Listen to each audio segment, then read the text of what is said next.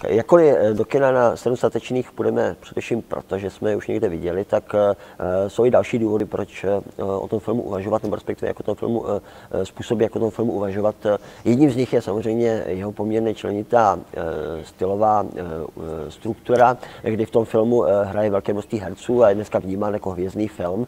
Nicméně, čím je ten film vlastně herecky specifický, je nikoli to, jak ty herci se naučili spolupracovat, ale spíš to, jak vlastně každý z těch herců, kteří tedy nebyli vůbec známí, snažili za každou cenu zvýraznit na úkor těch ostatních, čímž vlastně ty svoje role vyšperkovávali o drobné detaily, drobné niance, ale díky režiséru Johnu Sturgesovi, který byl velmi zkušený už tehdy režisér, tak to vlastně najednou všechno získalo velmi souladný tvar navzdory všemu tomu nesouladu. Čím je ten film má mnohem důležitější je jeho pozice v dějinách westernu, protože ačkoliv dneska vlastně máme tendenci vnímat jako reprezentativní western, ve skutečnosti je to komplikovanější, protože zatímco western se od přibližně 10. let minulého století plně rozvíjel, vyprazňoval, naplňoval se jinými obsahy, jinými postupy, až v 50. letech dospěl k určité psychologické variantě, tak Sedm statečných se najednou roku 1960 zjevil jako film, který vůbec na tyhle tradice nenavazuje, protože jde o remake japonského filmu Sedm samurajů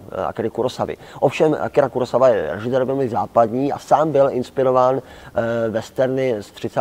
let, takže jde se vlastně najednou jako jakýmsi kulturním přesunem vrací tradice 30.